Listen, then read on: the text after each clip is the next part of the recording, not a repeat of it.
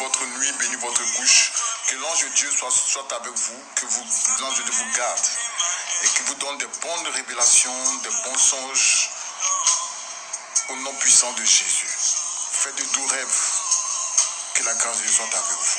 Et que la journée qui va commencer soit une journée bénie, une journée de victoire, une journée de grâce, une journée d'élévation, une journée de gloire au nom de Jésus. Et donc ce matin, nous revenons encore à nos pères quotidiens. Nous reprenons exactement là où nous sommes arrêtés hier, comme je le disais. Hier, nous avons parlé de l'imagination. À partir du proverbe chapitre 4, verset 23 dont j'ai parlé, nous avons commencé à étudier ce proverbe. Ça fait à peu près maintenant près de 2 mois. Et nous continuons. Et par la grâce de Dieu, comme je l'ai dit, tel que ce passage m'a touché, m'a fait du bien, je prie que le Seigneur aussi vous fasse du bien.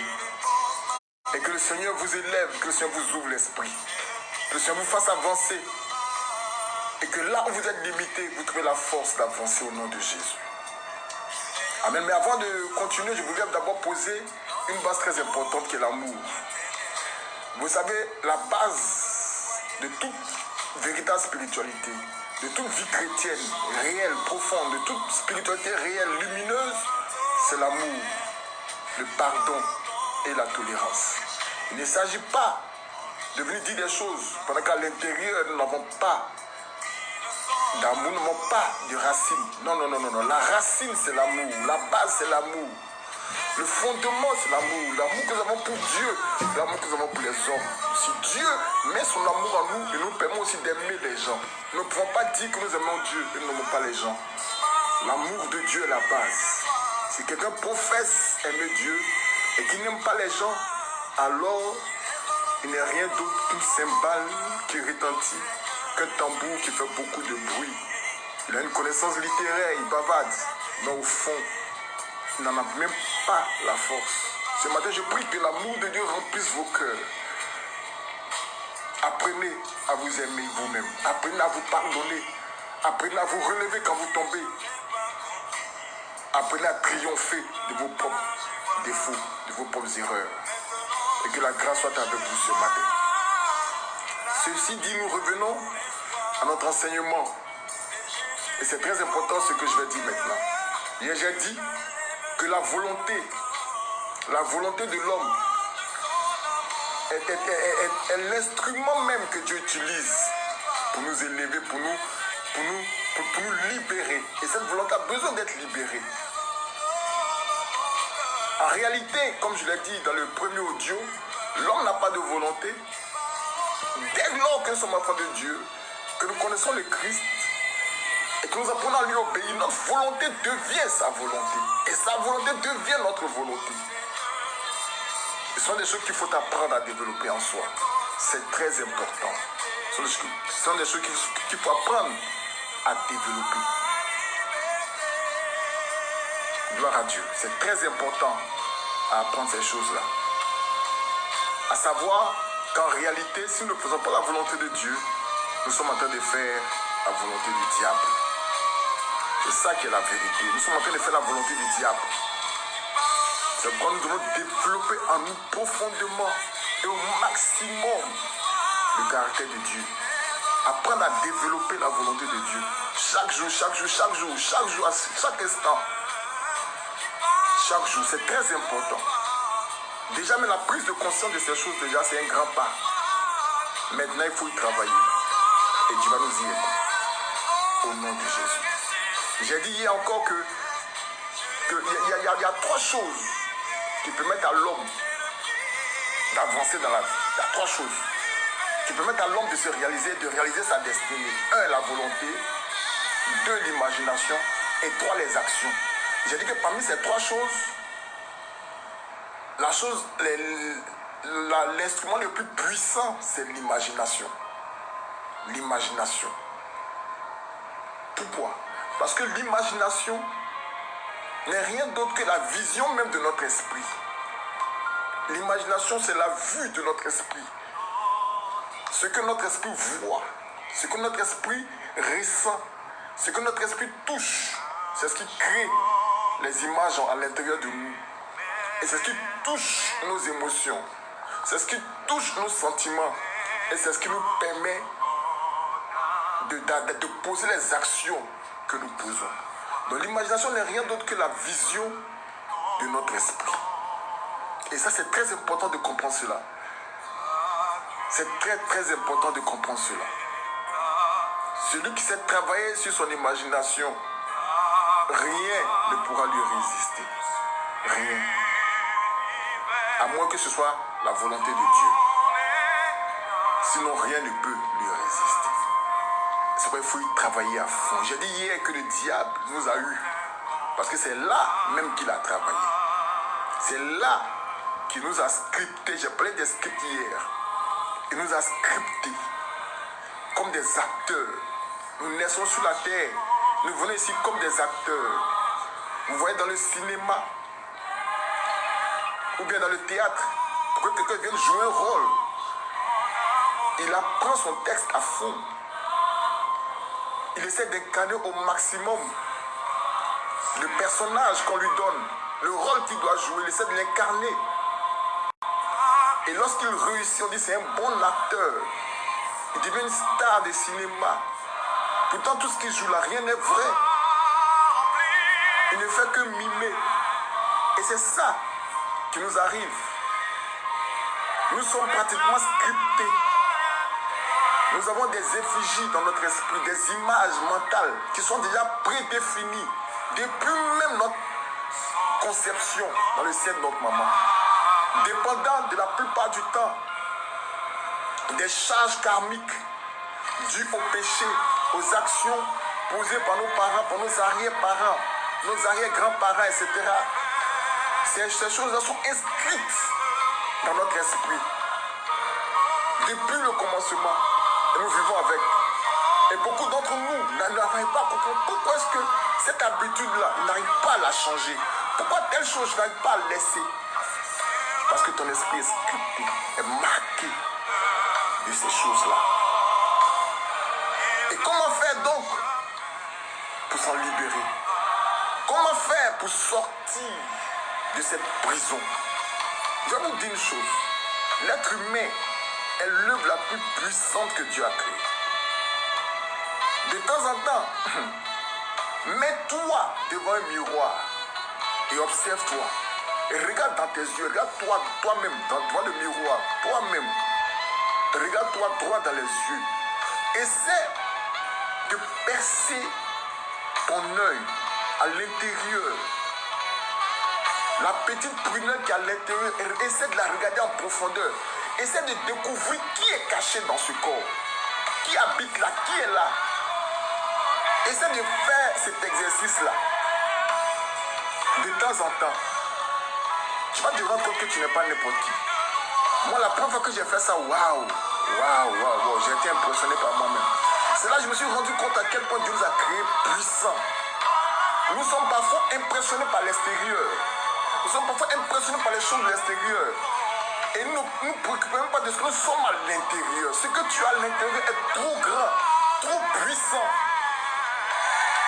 par rapport à ce qui est à l'extérieur. C'est pourquoi Jésus ne se préoccupait jamais des choses extérieures. Jamais. Il était Dieu. Il possédait tout. Il marchait de lieu en lieu. Avec ses disciples. Quand on vient réclamer les impôts, il dit à Pierre, va pêcher un poisson.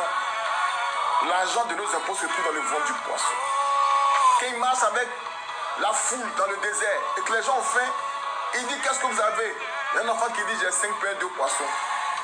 Il dit, apporte. Il prie et près de 10 000 personnes se nourrissent de 5 pains et de 2 poissons. Il y a du reste. C'était ça Jésus. Ne se préoccupait pas de l'apparence. Parce qu'à l'intérieur, il savait qu'il possédait tout. Celui qui découvre qui il est ne se préoccupe pas du tout de l'apparence.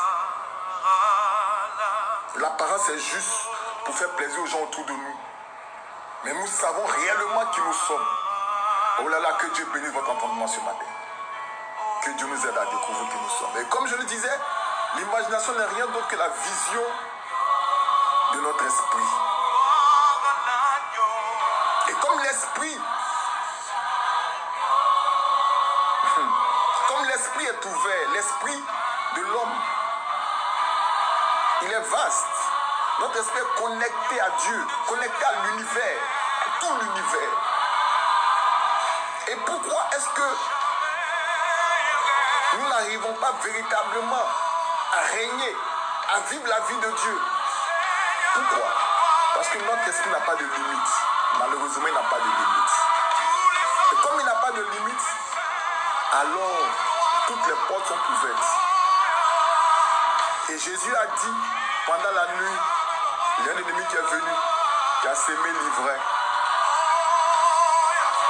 Et l'ivraie a commencé à germer. Et vous savez, quand votre esprit n'est pas orienté, n'est pas dirigé, les portes sont ouvertes à tout. Et comme les mauvaises herbes croissent plus facilement que les bonnes,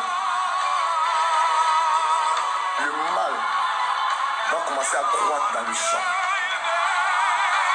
Les mauvaises herbes, les ronces, les épines, les serpents venimeux,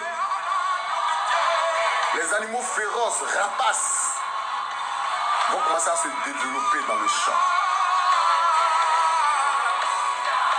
Et c'est alors que vous vous rendrez compte que vous n'avez plus à rien maîtriser. Vous n'arrivez plus à vous contrôler. Et alors quelqu'un me demande comment faire pour libérer notre esprit, pour changer nos imaginations, pour libérer notre imagination. Comment faire? Comment faire? La première chose à faire, comme je l'ai dit d'ailleurs, c'est donner à notre esprit une orientation, une direction. C'est-à-dire de discipliner notre esprit. Car notre Dieu que nous servons est un Dieu d'ordre et de discipline. Un Dieu d'ordre et de discipline. Vous savez, dans le jardin d'Éden, quand Dieu a mis Adam et Ève dans le jardin d'Éden, il leur a donné un ordre juste pour les discipliner. Vous pourrez manger de tout ce qui se trouve dans le jardin, mais il y a un seul arbre dans le jardin que vous ne toucherez pas. Car le jour où vous le toucherez, vous en mangerez. Ce jour-là, vous mourrez. C'était le seul arbre qu'il ne fallait pas manger. On pouvait tout manger. Une seule loi. À un moment donné, se sont lassés, se sont laissés distraire. Ils sont allés manger les fruits. Et voilà les conséquences. Imaginez-vous que Adam et Ève n'avaient pas touché à l'arbre. Nous n'en serons pas là aujourd'hui. Parfois, il y a de ces petites erreurs que nous commettons. Et les dégâts sont tellement énormes. Des petites concessions, des petites faiblesses. Et les dégâts sont parfois irréparables. Mais il n'y a que la grâce de Dieu. L'amour de Dieu encore, qui vient encore pour nous tirer de là. Et pour nous aider. C'est pourquoi l'amour de Dieu est infini. Et c'est pourquoi je dis toujours aux gens, peu importe tes chutes, peu importe ce que tu vis, peu importe là où tu te trouves, peu importe ce que tu as fait, ne l'abandonne jamais. Ne te décourage jamais. Ne te dis pas c'est fini. Je ne peux plus me relever. La main de Dieu est toujours là pour te tirer et te relever. C'est pourquoi j'ordonne au nom de Jésus que tu te relèves. Ne te décourage pas. Il y a encore de l'espoir. Le chemin est long. Il y a des grandes choses à faire.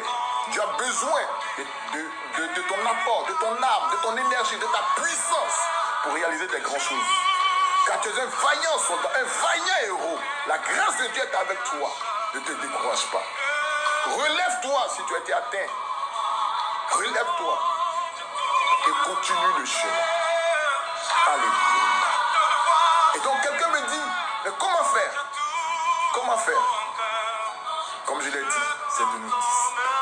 Je l'ai dit souvent, la même voie par laquelle le péché, la chute est venue dans la vie de l'homme, c'est la même voie, c'est par cette même voie que la libération, ou du moins la délivrance viendra.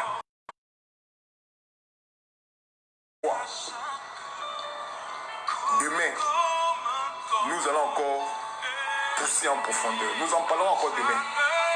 Nous y reviendrons demain pour développer le moyen, ou du moins les moyens de nous libérer et de changer nos effigies mentales, de changer nos images mentales et de créer un nouveau disque. Parce que l'apôtre Paul l'a dit, vous êtes des lettres écrites. Vous êtes des lettres écrites. Vous êtes des lettres écrites par notre main. Vous êtes la lettre de Dieu écrite.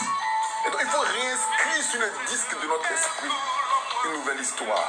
Et je prie aujourd'hui au nom de Jésus que la main du Seigneur, oh là là,